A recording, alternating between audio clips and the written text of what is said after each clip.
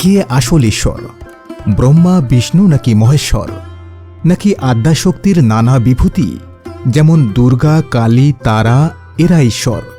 নাকি গাণপত্যের গণেশ অথবা সৌরমতের সূর্যদেবী আসল ঈশ্বর?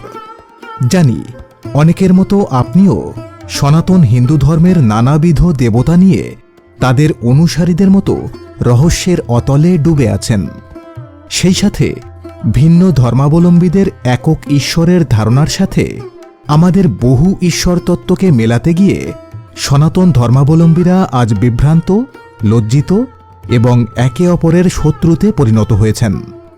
সুতরাং সনাতন হিন্দু ধর্মের প্রকৃত ঈশ্বর কে তা আমাদের নিজেদের জানা এবং আমাদের পরবর্তী প্রজন্মকে জানানো আমাদের জন্য নৈতিক দায়িত্ব হয়ে দাঁড়িয়েছে। এর অন্যথায় আমরা নিজেরা নিজেদের ধর্ম সংস্কৃতি থেকে বিচ্যুত তো হচ্ছি, সেই সাথে এই কাদা ছোড়াছড়ি চলতে থাকলে আমাদের পরবর্তী প্রজন্মও তাদের শিকড় ভুলে অনুসরণ করবে অন্য কোনো মতবাদ। তাই সনাতন হিন্দু ধর্মের আসল ঈশ্বর কে তা সঠিকভাবে জানার জন্য এই অতি গুরুত্বপূর্ণ ভিডিওটি একেবারে শেষ অবধি দেখার অনুরোধ রইল। ভিডিওটি তথ্যপূর্ণ মনে হলে আমাদের চ্যানেলটিকে সাবস্ক্রাইব করে কমেন্টে একবার ওম শব্দটি লিখে যাবেন। সমগ্র সনাতন ধর্মাবলম্বীগণ মূলত 5 ভাগে বিভক্ত। এরা হচ্ছেন বৈষ্ণব, অর্থাৎ যারা ভগবান বিষ্ণু ও তার অবতারদেরকে সর্বোচ্চ ঈশ্বর বলে মনে করেন এবং শুধুমাত্র তাদেরই উপাসনা করেন। 2. শৈব, অর্থাৎ যারা ভগবান শিবকে সর্বোচ্চ ক্ষমতার অধিকারী মনে করেন এবং তার উপাসনায় লীন থাকেন। 3. শাক্ত, অর্থাৎ যারা দেবী আদ্যাশক্তি ও তার সহচরী শক্তিদেরকে সর্বোচ্চ ঈশ্বর তথা সর্বশক্তির অধিকারিণী বলে মনে করে থাকেন। 4. গাণপত্য, অর্থাৎ যারা শ্রী গণেশের অনুসারী এবং শ্রী গণেশকে সকল প্রকার বিঘ্ন নাশক ও শুভ শক্তির প্রতীক বলে মনে করে থাকেন। এবং 5. সৌর, অর্থাৎ যারা ভগবান শ্রী সূর্যনারায়ণের উপাসক এবং সূর্যদেবকেই সৃষ্টির আধার হিসেবে মান্যতা প্রদান করে থাকেন। এছাড়াও কেউ বৈদিক মতে বিশ্বাসী, কেউ বা তন্ত্রসাধক, কেউ বা শিবপুত্র কার্তিকেয়র উপাসক। আবার এগুলোর বাইরেও আজকের সনাতন সমাজ ভিন্ন ভিন্ন গুরু ও মতের অনুসারী। যেমন কেউ ইসকনকে অনুসরণ করেন, কেউ সৎসঙ্গের অনুসারী, কেউ শ্রীগুরু সংঘের অনুসারী, কেউ বা মতুয়া, আবার কেউ বা লোকনাথ ব্রহ্মচারীর অনুসারী। অন্যদিকে আমাদের পুরাণ ও উপপুরাণগুলো বিশ্লেষণ করে দেখা যায় পদ্মপুরাণ, বিষ্ণু পুরাণ, ভাগবত পুরাণ প্রভৃতি পুরাণ গ্রন্থে শ্রীবিষ্ণু ও তার অবতারদের শ্রেষ্ঠত্ব নিয়ে আলোচনা করা হয়েছে। শিবপুরাণ, লিঙ্গপুরাণ, নন্দীপুরাণ প্রভৃতি গ্রন্থ থেকে জানা যায় ভগবান শিবের শ্রেষ্ঠত্ব। মার্কণ্ডেয় পুরাণ, কালিকা পুরাণ, দেবী ভাগবত পুরাণ থেকে জানা যায় দেবী আদ্যাশক্তি মহামায়া ও তার বিভূতিদের লীলা ও শ্রেষ্ঠত্বের গুণগান। মুদ্গল পুরাণ, গণেশ পুরাণ প্রভৃতি গ্রন্থ থেকে জানা যায় শ্রী গণেশের শ্রেষ্ঠত্ব এবং মহিমা। সৌরপুরাণ, শাম্বপুরাণ প্রভৃতি গ্রন্থ থেকে জানা যায় শ্রী সূর্যনারায়ণের শ্রেষ্ঠত্ব এবং মহিমা। এগুলো ছাড়াও 18টি মহাপুরাণের মধ্যে সর্ববৃহৎ পুরাণ তথা স্কন্দ পুরাণে রয়েছে ভগবান শিবের পুত্র কার্তিকেয়র মহিমা। এবং এদের বাইরে শত শত বৈদিক, পৌরাণিক ও লৌকিক দেবদেবী তো রয়েছেনই।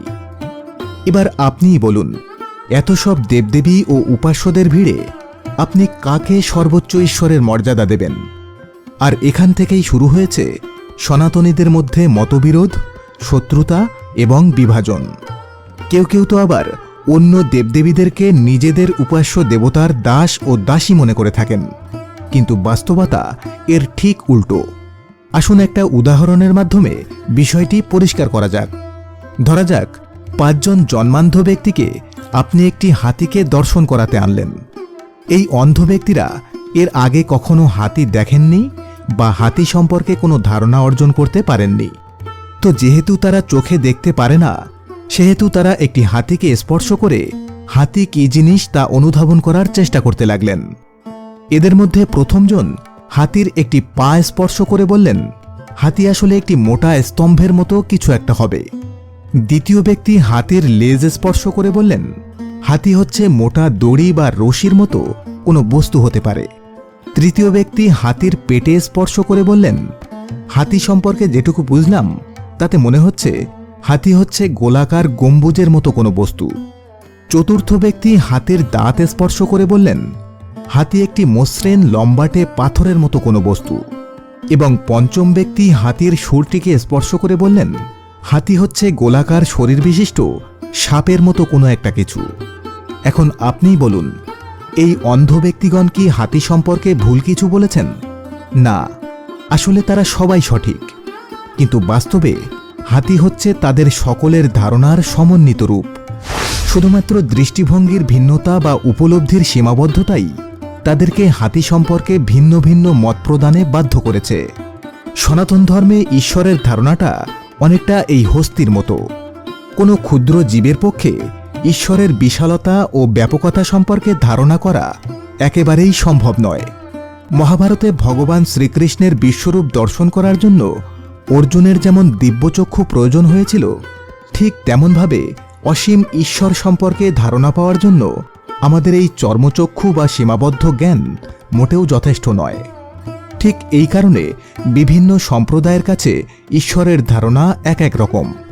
তবে বাস্তবে বিভিন্ন সম্প্রদায় যেভাবে ঈশ্বরকে অনুধাবন করে থাকেন, প্রকৃত ঈশ্বরের স্বরূপ তাদের সে সকল ধারণার সমষ্টি বা সমন্বিত রূপ।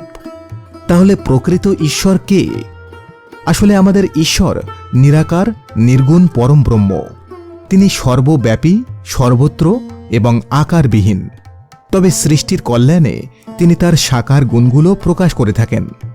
যেমন সৃষ্টির প্রয়োজনে তিনি ব্রহ্মা, সৃষ্টির পালনকর্তা হিসেবে বিষ্ণু, সৃষ্টির সংহারের প্রয়োজনে তিনি শিব।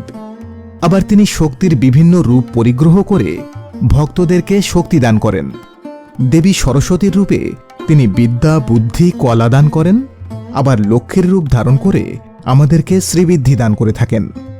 সুতরাং সনাতন ধর্মের দেবদেবী বা উপাস্যদের মধ্যে ছোট বড় নির্ণয় করা বা নিজের উপাস্যকে বড় করে দেখানোর জন্য অন্যের উপাস্যকে তার দাসদাসী বানিয়ে দেওয়া, এসব নিতান্তই মূর্খতা বা নির্বুদ্ধিতার লক্ষণ।